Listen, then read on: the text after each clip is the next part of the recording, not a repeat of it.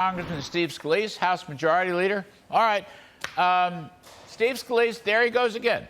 He is saying the House Republicans want to crash into Social Security, Medicare, and you're going to default on the debt. So I'm just going to ask you, is that true? No, it's not, Larry. And most importantly, Joe Biden knows it's not true, and he keeps saying it because he wants to scare the American people. But let's talk some facts. Joe Biden spent trillions of dollars doing things like paying people not to work.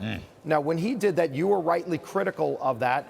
Going back the last 2 years when everybody's looking for workers, Joe Biden was paying people not to work, and millions of people took him up on it. Those people are not paying into Social Security. So Joe Biden's proposals have actually undermined Social Security and expedited the bankruptcy of Social Security. We voted against it because we don't want that to happen. We don't want Social Security to be jeopardized like Joe Biden has done as president. And so he pushed those policies. But, Larry, you know this. Joe Biden has a history of creating crises and then blaming other people. He shut down American energy production, prices skyrocketed, and then he tried to blame everybody under the sun. The American people didn't buy it. He opened up America's border. Millions of people flooded in. Every day in America, 300 young people die from fentanyl overdoses because of Biden's open border, and he's trying to blame everybody under the sun for it. At some point in time, this president's going to need to look in the mirror and take account for the mistakes he's made and the failures he's made that are hurting American people. We're going to hold him accountable, Larry, and I think that's what he doesn't like the most. You know, Steve Scalise, a couple things. First of all, your point about workfare and work requirements, that's a really brilliant point, because if all these federal social welfare programs had work requirements, people come back to work. There may be 7, 8 million, there may be 10 million people who would come back to work. So they would come back to work, they would produce income, and the income, even at low tax rates, would produce revenues, which would help Social Security and Medicare. They'd be paying more into it, and the whole federal budget deficit would come down. Right there, that whole workfare issue is just so terribly important to help the big entitlements and to lower the deficit. But, Steve, I just want to come back to this.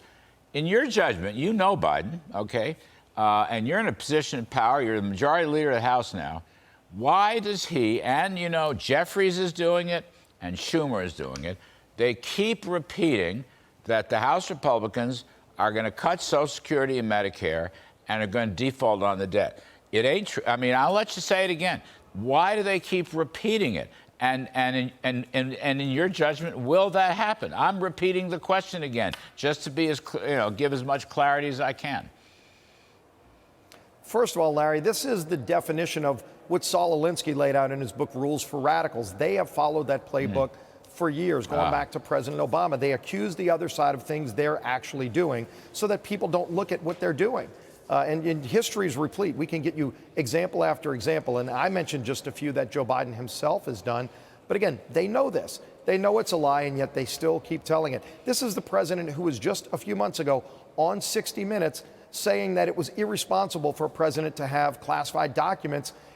At the time, he knew he had classified documents in his garage. He just didn't think you would find out about it, Larry. And so now the American people are finding out about it, and they're trying to act like it didn't happen. This is what they've done over and over again. They want to scare people. They talk about the debt ceiling. Joe Biden went on the biggest spending spree in our nation's history the last 2 years, racking up trillions of dollars in spending and debt.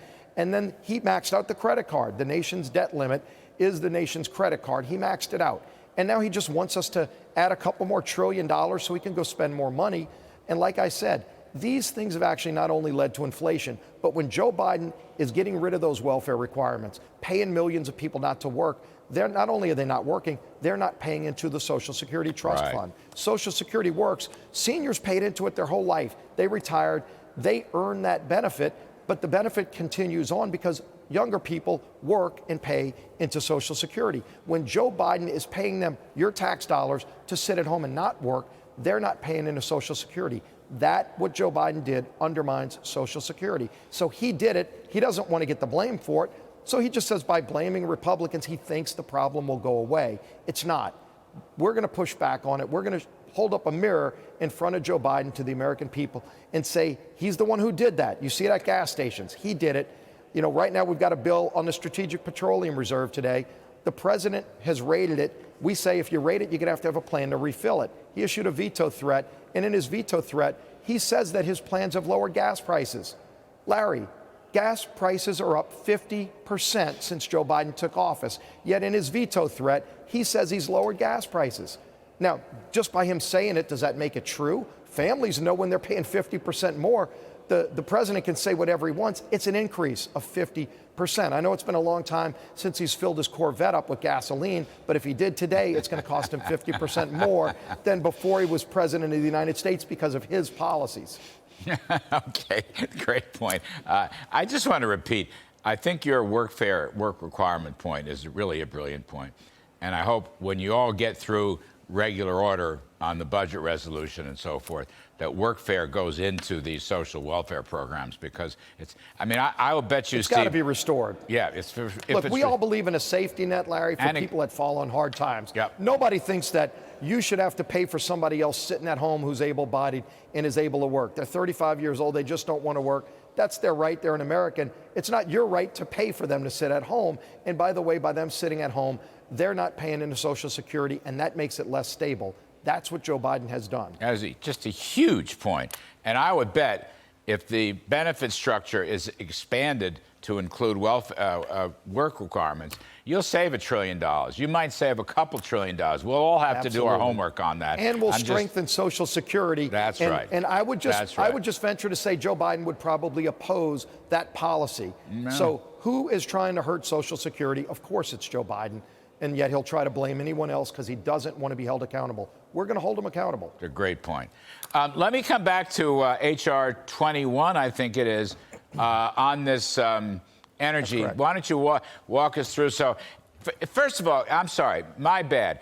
I just want to say the Strategic Petroleum Reserve should have nothing to do with gasoline prices. That was not the intent of that legislation in the 1970s. And it's amazing to me that Biden and Granholm and them are all saying, oh, my goodness, if we stop selling Spro, gasoline price will go up. Gasoline, I mean, they're admitting what we all knew, that this is a political fix using a program that was built for national security and the occasional emergency. I mean, I think that's a very bad admission on their part. Now, Steve, you've got a very clever program here. Can you just walk us through briefly? Yep. Yeah. What this bill that we're taking up today and tomorrow on the House floor, House Resolution 21 does, is it says if the president raids the Strategic Petroleum Reserve, he's got to show a plan to the country about how he would replenish it, how he would actually put oil back in. And look, as you point out, the Strategic Petroleum Reserve is like the nation's piggy bank for oil. You know, if you've got a piggy bank and you raid it, you didn't just increase your salary. You've taken away your rainy day fund, whatever you might have used that for in an emergency. It's there for an emergency. If there's a hurricane that hits the Gulf, disrupts the oil markets, you've got oil there to make sure you can continue to flow oil to your refineries, to keep the supply going. It's not there to mask bad policies. And so Biden has raided 40% of our nation's reserve, and he hasn't even attempted to try to replenish it. And while he's been raiding the reserve, gas prices have gone up, Larry. Again, the president said in his letter, his veto threat to us, that his plans to raid, or his attempts, or not attempts, his raiding of Spro has lowered gas prices. Maybe he hasn't been to the pump lately. We surely have. 50% higher is what people are paying for gasoline while he's been raiding our reserves to the tune of 40%. So he doesn't understand energy policy. His brilliant experts are flying to Davos on private jets telling you not to use fossil fuels. You know, this is the hypocrisy of the left every single day. How about we just allow Americans to supply our own energy so we don't need to be relying on foreign countries? And by the way, if you want to reduce carbon emissions and save the planet, we make energy cleaner than anybody else in the world. Let's make more energy here, not less. The president's policies have been misguided. It's why gas prices are 50% higher since Joe Biden took the oath of office. Steve Scalise, just the last one. I'm still hoping for my H.R. 1 or my H.R. 2 to unlock the energy spigots. I know I got a smile out of you. Yes, Kevin McCarthy. We're both pushing for this. We're getting closer, Larry. Don't give up. Don't give up hope. Leasing, I mean, I'm glad, leasing on federal lands is good to go in the Spro bill. But you need the permitting, right, for the fracking and the pipelining and the refinery. You need a permitting bill. You to need open leases, up you the need spigots. permits, you need pipelines. Yes. You need an all-of-the-above energy strategy so that he doesn't have to fly on Air Force One to Saudi Arabia anymore and beg the Saudi princes for oil. We can make it all right here, cleaner than anybody else in the world, and it'll lower the price of gas at the pump. So my HR 1 is still alive. I can listen. I'm willing to do HR 2. Keep pushing, Larry. I'll do HR 2. It could be HR 1 and HR 2. There's so much good policy there on robust energy strategy. Kathy McMorris-Rogers, Bruce Westerman, our chairman of the committees are ready to go. We're starting to work on that legislation already, and in the next few months you'll see it on the floor. I hope Joe Biden joins with us. If he wants to lower energy costs, that's how you do it. The things he's done have actually raised prices by 50%. On everything. I mean, it permeates refined. And he calls that a reduction. Refined petroleum Maybe effects. he had the chart upside down, Larry, because he said it was a reduction. A 50% increase, Mr. President, is not a reduction. You might want to go back. Maybe it was Common Core math. I don't know, but they got the numbers wrong. Maybe he'll rescind the veto threat once he realizes how wrong he was. Steve Scalise, and it's a pleasure to call you Majority Leader. Thank you for coming on and giving us your time. We Always appreciate great being with you.